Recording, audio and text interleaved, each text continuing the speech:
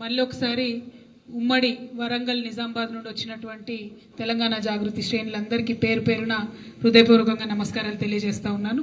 మా ఆడబిడ్డలు అన్నదమ్ములు అందరూ కూడా అంత దూరం నుండి వచ్చి జాగృతి సంస్థ యొక్క లక్ష్యాలు ఏంటిది, మనం ఇదివరకు ఏం చేసినాం, ఇక ముందు ఏం చేయాలి అనేటటువంటి ఒక సమాలోచన సమావేశానికి వచ్చినందుకు మీ అందరికీ కూడా మనస్ఫూర్తిగా ధన్యవాదాలు తెలియజేస్తా ఉన్నాను. మన సంస్థ మొదలైందే జయశంకర్ గారి యొక్క డైరెక్షన్తోని, కేసీఆర్ గారి యొక్క ఆశయాలను మనం వాటిని గమనంలోకి తీసుకొని మొదలు పెట్టుకున్నాం. ఆనాడు కేసీఆర్ గారు తెలంగాణ ఉద్యమం చేపట్టినప్పుడు లక్షలాది మంది యువకులు యువతులు ఉద్యమంలోకి చాలా స్వచ్ఛందంగా వచ్చినటువంటి సందర్భం. ఆ సందర్భంలో నేను కూడా వారిని బిడ్డనవడం నాకు అదృష్టమైతే, వారి నాయకత్వంలో ఒక సైనికురాలుగా పనిచేయడం ఇంకా గొప్ప అదృష్టం అని చెప్పి నేను భావిస్తా ఉన్నాను. కేసీఆర్ గారి స్ఫూర్తితోనే తెలంగాణ జాగృతి అనే సంస్థను మనం కూడా సాంస్కృతికంగా తెలంగాణ కోసం పనిచేయాలి అనేటటువంటి ఉద్దేశంతో ఆనాడు స్థాపించడం జరిగింది. స్థాపించి అనేక అంశాలు తీసుకొని ముందుకు వస్తూ వెళ్ళిపోయినాం. ఆ ఉద్యమ సందర్భంలో మన వంతు పాత్ర మనం పోషించినాం. శ్రీకృష్ణ కమిటీకి రిపోర్ట్ ఇవ్వడం దగ్గర నుంచి నోట్బుక్స్లో కానీ టెక్స్ట్ బుక్స్లో కానీ తెలంగాణ అంశాలు లేకపోతే పెట్టియడం కావచ్చు, తెలంగాణ సాంస్కృతిక స్వరూపమైనటువంటి బతుకమ్మను ఉవ్వెత్తున ఆనాడే ప్రదర్శించి ఉమ్మడి రాష్ట్రంలోనే రాష్ట్ర పండుగగా బతుకమ్మను గుర్తించే విధంగా ప్రయత్నించడం కావచ్చు, ఆనాటి నుండి ఈనాటి వరకు మన బోనాలకు కూడా రాష్ట్ర పండుగ స్థాయిలో సెలబ్రేట్ చేయాలనే డిమాండ్ చేస్తూ మరి మన రాష్ట్రం వచ్చిన తర్వాత అద్భుతంగా బోనాలు సెలబ్రేట్ చేసుకోవడం కావచ్చు. అదేవిధంగా ఆనాడు జాగృతి నుండి అసెంబ్లీలో అంబేద్కర్ విగ్రహం పెట్టాలని 2 సంవత్సరాలు మొక్కువోని దీక్షతోని ప్రయత్నం చేసి దాన్ని సాధించడం కావచ్చు.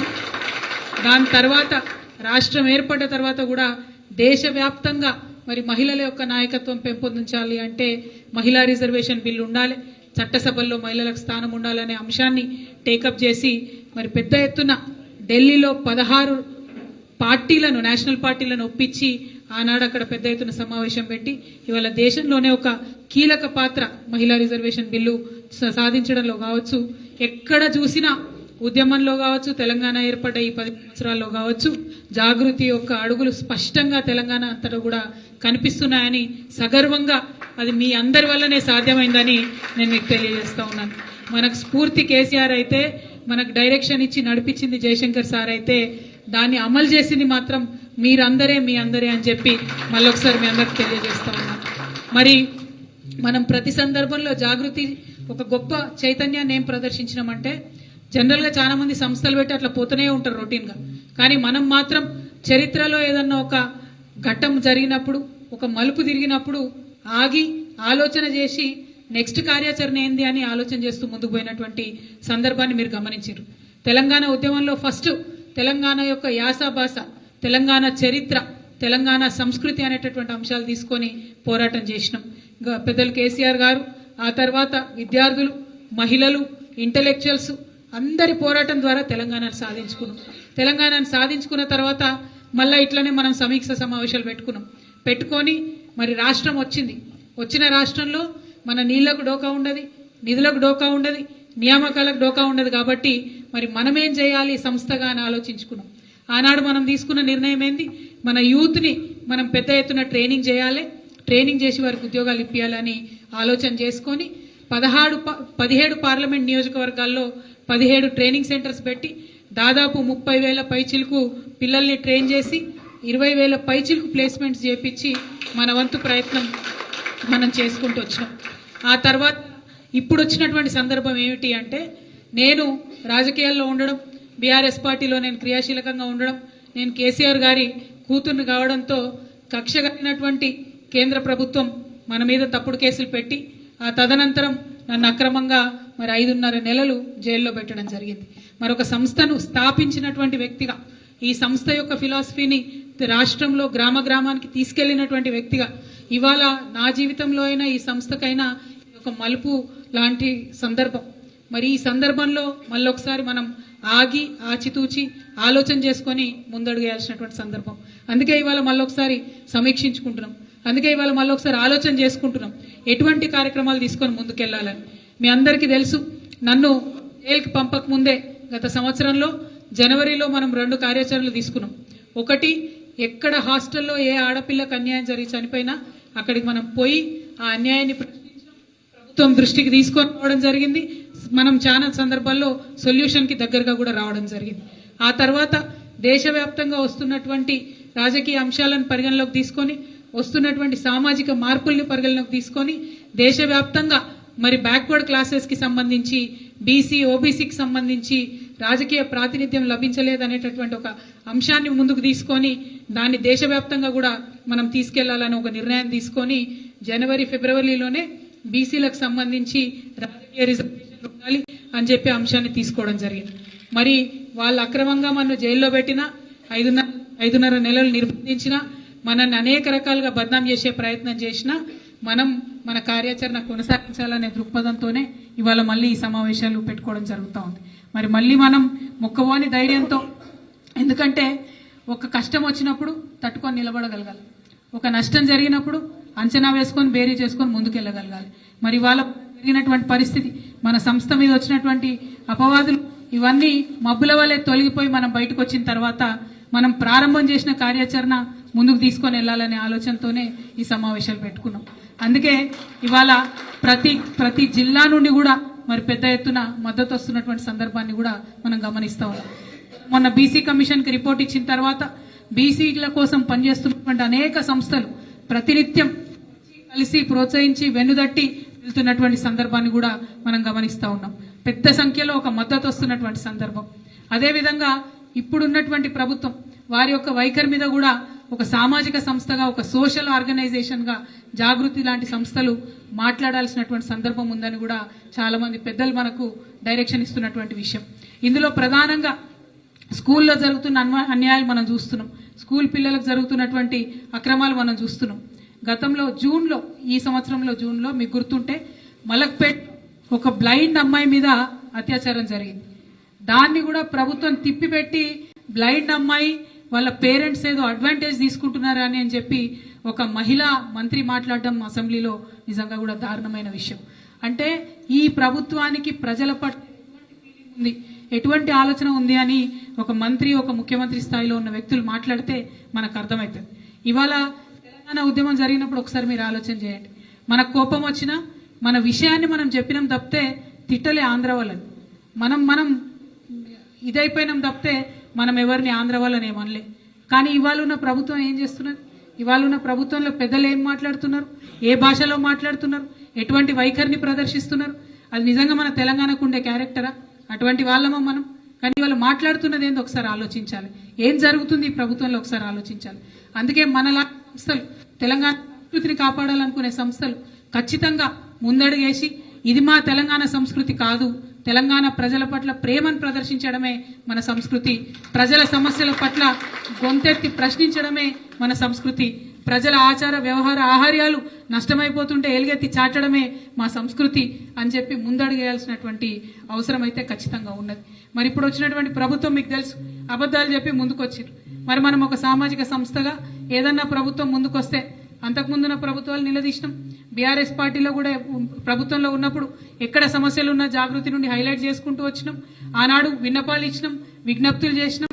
ఆ విన్నటువంటి ప్రభుత్వాలు మార్చుకున్నటువంటి సందర్భాలు ఎన్నో ఉన్నాయి, మార్చుకొని సమస్యలు పరిష్కారం చేసినటువంటి సందర్భాలు ఎన్నో ఉన్నాయి జాగృతి నుండి ఇచ్చినటువంటి విన్నపాలకు కూడా.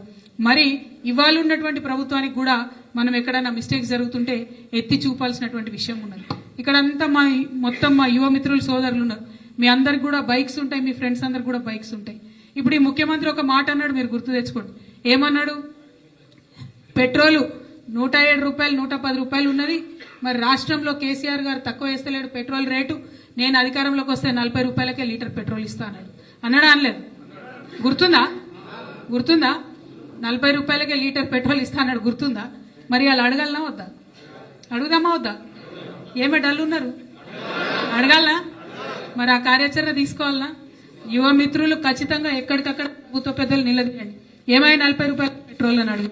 ఇక్కడ మా ఆడబిడ్డలు ఉన్నారు, మొత్తం రాష్ట్రం నుంచి వచ్చినటువంటి, మా జిల్లాల నుండి వచ్చినటువంటి ఆడబిడ్డలు ఉన్నారు. ఏం చెప్పిండ్రు? ఈ గవర్నమెంట్ మహాలక్ష్మి పథకం కింద 2500 రూపాయలు ప్రతి మహిళకి ఇస్తా అన్నారు. ఇయ్యలే, చేతులు ఉప్పుతున్నాం, తెలుసు మనకు. సంవత్సరం అయిపోయింది, ఆగినాం. అవునా? అడగాలనా వద్దా? మరి అడుగుదామా వద్దా? మరి ఎక్కడికక్కడ 2500 రూపాయలు ఏమైందని అడగాలనా వద్దా? 2500 నెలకు 2500 తీసుకుంటే 12 నెలలు ఎంత అవుతుంది? ఒక్కొక్క ఆడబిడ్డకు 30,000 రావాలి. అంటే ఈ ముఖ్యమంత్రి గారు ఒక్కొక్క ఆడబిడ్డకు, తెలంగాణ ఆడబిడ్డకు 30,000 బాకీ ఉన్నాడు. మా బాకీ ఎప్పుడు ఇస్తావు ముఖ్యమంత్రి గారు అని అడగాల్సినటువంటి అవసరం ఇవాళ మనకున్నది. అట్లనే ఆల్రెడీ పెన్షన్ వస్తున్నది. పెన్షన్ 2,000 ఇచ్చినాం మనం మన పెద్దవాళ్లకు. ఇచ్చినప్పుడు ఏమన్నాడు? మీరు 2,000 ఇస్తాడు కేసీఆర్ సారు, నేను వచ్చినాక 4,000 ఇస్తాను. అంటే ఆ లెక్క చూసుకుంటే పోయిన సంవత్సరంలో 2,000 ఎగబెట్టిండా? అంటే 12 నెలలు ఇంటూ 2 24,000 అయిందా? ఒక్కొక్క పెద్దవ్వకు ఒక్కొక్క పెద్దయ్యకి ఎంత ఇవ్వాలి? ఇప్పుడు ఎంత బాకీ పడ్డాడు? 24,000. అంటే అక్కడ 30,000 ఆడబిడ్డలకు, 24,000 మన పెద్దవాళ్లకు. బాకీ అడుగుదామా వద్దా? మరి అదే అనుకోసమే ఇవాళ మనం ఎత్తి చాటాల్సినటువంటి అవసరం ఉన్నది. అంతేకాదు మీరు ఇంకొక విషయం ఆలోచన చేయాలి. చాలా అంశాలు మాట్లాడి వికలాంగులకు సంబంధించిన అంశాలు అయితే ఘోరం, అన్యాయం, చాలా ఘోరం. ఎన్నో మాటలు చెప్పిండ్రు. కేసీఆర్ సార్ ఇచ్చేదానికన్నా డబుల్ త్రిబుల్ ఇస్తా అని మాట్లాడిండ్రు. నిన్న వికలాంగుల దినోత్సవం జరిగితే కనీసం ఒక కార్యక్రమానికి కూడా ముఖ్యమంత్రి గారు రాలేదు. ఆ విషయం రాష్ట్రంలో ఉన్న వికలాంగుల మిత్రులందరూ కూడా చాలా బాధపడ్డటువంటి సందర్భం. మొన్న క్రిస్మస్ కి సంబంధించిన ప్రోగ్రాం జరిగితే కనీసం ముఖ్యమంత్రి గారు పోనటువంటి సందర్భం ఉన్నది.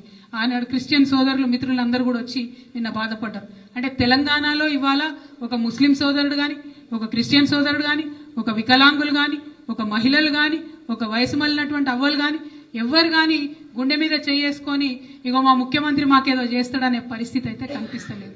కాబట్టి మనం తప్పకుండా అడగాల్సినటువంటి బాధ్యత ఒక సంస్థగా మనకున్నది. అన్నిటికన్నా ఎక్కువ తెలంగాణ జాగృతిగా మనం ఒకటి ఆలోచన చేయాలి. మనం కొట్లాడిందే నీళ్లు, నిధులు, నియామకాల కోసం. మన నీళ్లు మనకు కావాలన్నాం. కేసీఆర్ గారు అధికారంలో ఉన్నప్పుడు 10 సంవత్సరాలు నాగార్జున సాగర్ మన నీటి మీద నెత్తికుండలాగా నాగార్జున సాగర్ ప్రాజెక్టు మొత్తం మన తెలంగాణ చేతిలో ఉండే. ఇవాళ రేవంత్ రెడ్డి గారు అధికారంలోకి ఎక్కి సంవత్సరం అవుతున్నది. ఈ సంవత్సరంలో అక్కడ కేంద్ర బలగాలు ఉన్నాయి. కనీసం మన ఇంజనీర్లు పక్కకు పోయి ఆంధ్ర దిక్కు పోయి ఎన్ని నీళ్లు పోతున్నాయో మెజర్మెంట్ కూడా తీసుకోలేనటువంటి పరిస్థితి ఉన్నది. ఇంతవరకు 1 year లో నిజంగానే ఈ ముఖ్యమంత్రి గారు మాట్లాడేటటువంటి మాటలు ఏమంటాడు? ఆయన తొక్కుతా, పండబెడతా, ఇటు చేస్తా, అడి చేస్తా, కొడతా, తంతా, ఏంది పేగులు మెడలు వేసుకుంటా, ఇవన్నీ మాట్లాడు. ముఖ్యమంత్రి గారు మిమ్మల్ని ఛాలెంజ్ చేస్తా ఉన్నాం మేము. మీరు నిజంగా మీరు మాట్లాడినంత పేగులు మెడలో వేసుకునే నరసింహ అవతారం ఎత్తేదైతే పోయి ఆ నరసింహ అవతారం ఇవాళ నాగార్జున సాగర్ దగ్గర చూపియండి. అక్కడ ఉన్నటువంటి కేంద్ర బలగాలను పంపించండి. మన నాగార్జున సాగర్ నీళ్లను మనకు వచ్చేలాగా మీరు ప్రయత్నం చేయండి. అంతేకాదు రాయలసీమ లిఫ్ట్ ఇరిగేషన్ స్కీమ్ అవుతున్నది. అక్కడ రాయలసీమ లిఫ్ట్ ఇరిగేషన్ స్కీమ్ నుంచి వీళ్ళ గురువు గారి ఆధ్వర్యంలో ఉన్న అక్కడ ఆంధ్ర ప్రభుత్వం నీళ్లన్నీ తీసుకుపోతున్నది. అత్యంత భయంకరంగా తీసుకుపోతున్నది. మన ప్రభుత్వంలో 2 సార్లు గ్రీన్ ట్రిబ్యునల్ నుంచి స్టే తీసుకొచ్చినాం. ఇప్పటికీ స్టే ఉన్నది. అయినా కూడా నీళ్లు పోతూనే ఉన్నాయి, తీసుకుపోతూనే ఉన్నారు. కానీ ఈయన ఒక్క మాట కూడా ఇంతవరకు తెలంగాణ నీళ్ల మీద మాట్లాడలే. ఒక్క మాట కూడా నాగార్జున సాగర్ లో జరుగుతున్న నీటి అన్యాయాల మీద మాట్లాడలే. ఒక్కటంటే ఒక కొత్త ప్రాజెక్టు కట్టినరా అని వీళ్ళు వచ్చినా కనీసం ఆలోచన చేసిండ్రా? కొడంగల్ లిఫ్ట్ ఇరిగేషన్ స్కీమ్ కడతా అని అన్నాడు. కానీ ఆల్రెడీ దానికి కేసీఆర్ గారు ప్లాన్ చేసి పథకం పెట్టి టెండర్ చేసినటువంటి ఏమో రద్దు చేసిండు. ఆయనేమో కొత్తగా ఇంతవరకు ఏమి కనీసం ఒక స్పూను మట్టి కూడా ఎక్కడ తవ్విపోయలేదు. కరెక్ట్ 10% పనిచేస్తే ఆయన సొంత జిల్లా పాలమూరు జిల్లాలో ప్రాజెక్ట్ ఫినిష్ అయ్యి ఈపాటికి నీళ్ళు వచ్చే పరిస్థితి ఉండే. కానీ కేవలం కేసీఆర్ గారి మీద కక్షతోని ఏంటంటే కేసీఆర్ సార్ చేసిండు, నేను దాన్ని తీసేయాలి, కేసీఆర్ సార్ మొదలుపెట్టిండు, నేను దాన్ని క్యాన్సిల్ చేయాలి. ఈ ఆలోచన తప్పితే ఇంకొక ఆలోచన లేదు. అంటే ఇటువంటి ప్రభుత్వాలు ఉన్నప్పుడు అలాంటి సంస్థలు ఏం చేయాలి, ప్రజల్ని ఎట్లా చైతన్యవంతం చేయాలి, ఏ అంశాలు తీసుకొని ముందుకు పోవాలి అనేటటువంటి ఆలోచన మాత్రం మనందరం కూడా చేసుకోవాలి. అందుకే ప్రతి జిల్లా వారీగా ఉన్నటువంటి మన పాత కొత్త కార్యకర్తలందరినీ కూడా, నాయకులందరినీ కూడా సమన్వయం చేసుకొని సమీక్ష చేసుకొని కార్యాచరణ రూపొందిస్తూ ఉన్నాం. పెద్ద ఎత్తున ప్రతి గ్రామంలో కమిటీలు వేస్తూ ఉన్నాం, మళ్ళీ పునరుద్ధరించుకుంటా ఉన్నాం. ప్రతి మండల స్థాయిలో కమిటీలు వేసుకుంటాం. ప్రతి కాలేజ్లో, ప్రతి యూనివర్సిటీలో, ప్రతి స్కూల్లో, ప్రతి చోట కూడా మన యొక్క పర్యవేక్షణ ఉండాలి. జరుగుతున్నటువంటి అన్యాయాల్ని ఎత్తి చూపించేటటువంటి విషయం ఉండాలి. ఇందులో మాత్రం నేను ముఖ్యంగా మా మహిళల పాత్ర పెద్ద ఎత్తున ఉండాలని కోరుకుంటా ఉన్నాను.